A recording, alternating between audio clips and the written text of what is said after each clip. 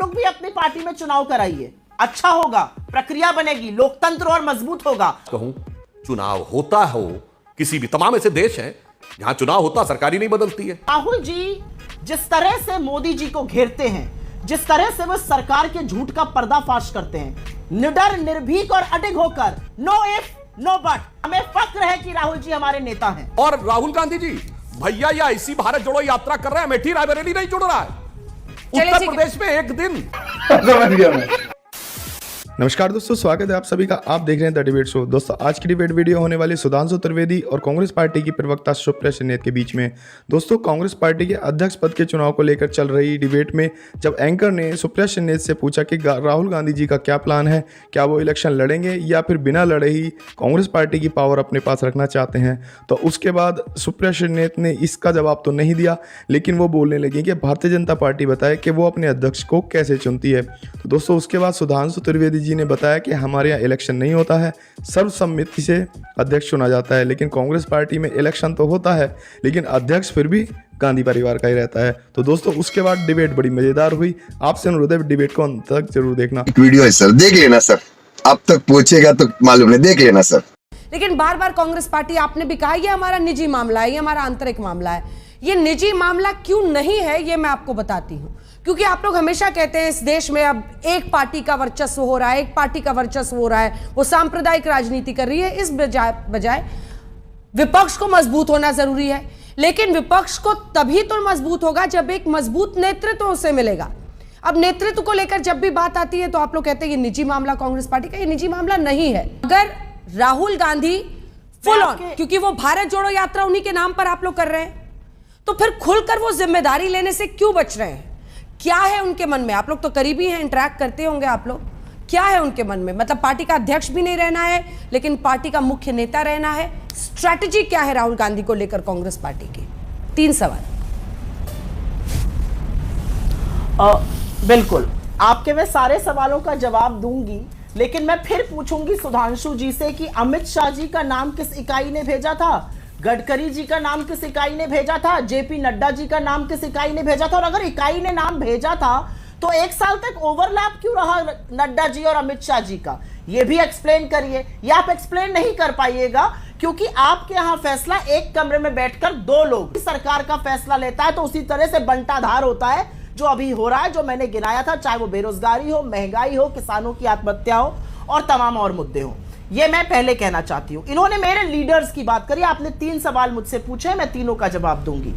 प्रणब मुखर्जी और मनमोहन सिंह जी ने मिलकर एक ऐसी सरकार चलाई जिसने कि 27 करोड़ लोगों को गरीबी से निकाला, जिसने कि भारत को सबसे ज्यादा हाईएस्ट ग्रोथ रेट दिया, जिसने कि कल कारखाने लगवाए।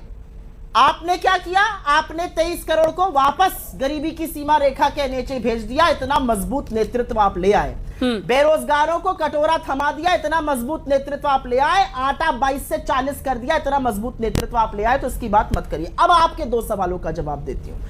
आपने पूछा अशोक गहलोत क्यों?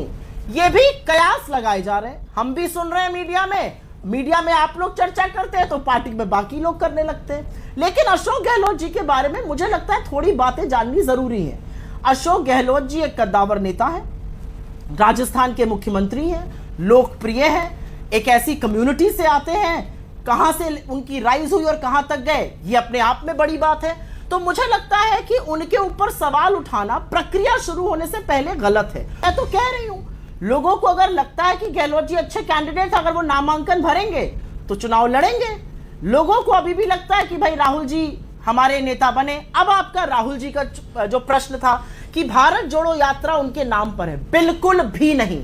मैं इसको बिल्कुल डिस्प्यूट करती हूं और आपके ही चैनल ने उनकी पूरी प्रेस कॉन्फ्रेंस दिखाई थी और संयोगवश मैंने आपके ही चैनल पर देखी थी जो उन्होंने पहली प्रेस कॉन्फ्रेंस करी।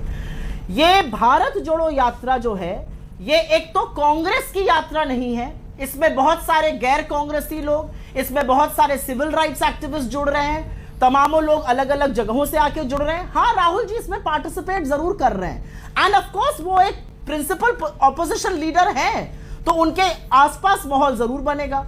मेरा सिर्फ ये कहना है कि ये जो कयास है ना कि राहुल जी ये कर रहे हैं, राहुल जी जिस तरह से मोदी जी को घेरते हैं, जिस तरह से वो सरकार के झूठ का पर्दाफाश करते हैं, निडर, निर्भीक और अडिग होकर, नो इफ नो बट। अगर उनको सवाल पूछना है तो उनको पूछने से ना मोदी जी की ईडी, ना उनकी सीबीआई, ना इनकम टैक्स रोक सकती है। वो मोदी जी को कभी लुका छिपी में प्यार और कभी लुका छिपी में सवाल नहीं करते हैं। ठीक है, जो जल्दी कुछ से अन्य सुधांशु जी विपक्ष जवाब के नेता करते हैं, सुधांशु जी उनको जल्दी ना से जवाब ईडी दिलाती है ना सीबीआई दिलाती है। इसीलिए हमें फक्र है कि राहुल जी हमारे नेता हैं। अभी मजा आएगा ना भिड़ो। नड्डा जी इसलिए अध्यक्ष बने कि सपा बसपा गठबंधन के बाद यूपी के इंचार्ज रह के उन्होंने 63 सीटें जिताई थी। मगर राहुल गांधी जी की गजब की यात्रा है अंजना जी, एकमात्र यात्रा। हाँ, सारी इकाइयों ने कहा था कि जिसके नेतृत्व में सबसे बड़ा चमत्कार हुआ उसी जनरल सेक्रेटरी को मौका देना चाहिए, और दोनों जनरल सेक्रेटरी थे। अब मैं बताता हूँ राहुल गांधी की यात्रा कितनी अद्भुत है। रेजोल्यूशन दिखाइए। अरे भाई, आप रेजोल्यूशन नहीं, और मैं एक और बात अंजना जी आपसे कहना चाहती हूँ। आप रेजोल्यूशन नहीं, अरे भाई आप सुनिए, अशोक गहलोत का किसने भेजा है? अरे भाई अंजना जी, मैं डिस्टर्ब नहीं कर रहा था, मैं एक फैक्ट रख दूं। देखिए फैक्ट आया तो आ गया। अंजना जी एक बात मैं कहता हूं, इंडिया टुडे का सर्वे हम बचपन से देखते हुए आ रहे हैं। हमारा जो नेता इंडिया टुडे के सर्वे में आप देख लीजिए, 90 के दशक में सारे सर्वे में अटल जी आगे थे, हमने उन्हें घोषित किया। 2007 के बाद भारत के किसी सर्वेक्षण में मोदी जी आगे रहते थे, हमने उसे घोषित किया। और राहुल गांधी जी की यात्रा इतनी जबरदस्त है कि please Supriya, no shouting match please. बस एक लाइन देखिए, मैं कहता हूं अंजना जी, आप बस एक लाइन। अंजना जी, आप तो अपने संस्थान में देख लीजिए, इंडिया टुडे का सर्वेक्षण 89-90 से देखता आ रहा हूं। 90 के पूरे दशक में जनता की पसंद अटल जी, हमने उनको पीएम डिक्लेयर किया। 2007 के बाद पूरे सर्वे में देख लीजिए, जनता की पसंद मोदी जी, हमने डिक्लेयर किया। और राहुल गांधी जी, भैया ये ऐसी भारत जोड़ो यात्रा कर रहे हैं, अमेठी रायबरेली नहीं जोड़ रहा है। उत्तर प्रदेश में एक दिन, वो तो ज्योग्राफिकल सिचुएशन ऐसी, दक्षिण भारत से आना है तो उत्तर प्रदेश टच करना है। कितना जबरदस्त जोड़ रहे हैं कि जॉर्ज पुनिया से शुरू होकर अमेठी और रायबरेली तक। ये हमारे यहाँ हर 3 वर्ष पे चुनाव होता है। और अंजना जी, मैं एक बात कहूं, चुनाव होता हो किसी भी, तमाम ऐसे देश हैं जहां चुनाव होता सरकारी नहीं बदलती है, उन्हें डेमोक्रेसी माना जाता है, या चुनाव होने के बाद नेतृत्व बदलता है, उसे डेमोक्रेसी माना जाता है। हमारे यहां आप देख लीजिए, मैं 51 से आज तक की बात कर रहा हूं, जब से भाजपा बनी 80 के बाद से देख लें। मैंने 2001 से ऑनवर्ड कहा था, 21वीं सदी का, जिसका भारत की सारी मतलब छोटे लोगों को भी याद होगा, आयु में जो लोग छोटे हैं उनको भी, तो देख लें नेतृत्व बदलता है ना। हम विचारधारा प्रेरित कैडर आधारित पार्टी हैं, ये लीडर आधारित पार्टी है, इसलिए नेताओं में टकराव होता है। कारण क्या है कि हमारे लिए पॉलिटिक्स एक मिशन है। यहाँ गांधी परिवार the master the Congress party, हमारे यहाँ जिसको आप नागपुर कहते हैं, they are the like the mother. जैसे माता आपको संस्कार देकर समाज में छोड़ देती है, आप जाके उस संस्कारों के अनुसार कार्य करते हैं। दोस्तों, आम जनता और कांग्रेस पार्टी के साथ साथ बीजेपी भी कहीं ना कहीं यही चाहती है कि कांग्रेस पार्टी के अध्यक्ष राहुल गांधी जी चुने जाएं, क्योंकि उसके बाद इनका काम आसान हो जाता है। और दोस्तों, अगर कांग्रेस पार्टी राहुल गांधी जी को अध्यक्ष ना बना के किसी और को बनाती है तो ये एक मुद्दा भी खत्म हो जाएगा कि कांग्रेस का अध्यक्ष गांधी परिवार से ही बनना है। दोस्तों, इसमें आपकी क्या राय है, कमेंट्स करके जरूर बताना। अगर वीडियो पसंद आई हो तो वीडियो को लाइक कर देना, शेयर कर देना और चैनल को सब्सक्राइब जरूर कर लेना। मिलते हैं अगली वीडियो में, तब तक के लिए जय हिंद।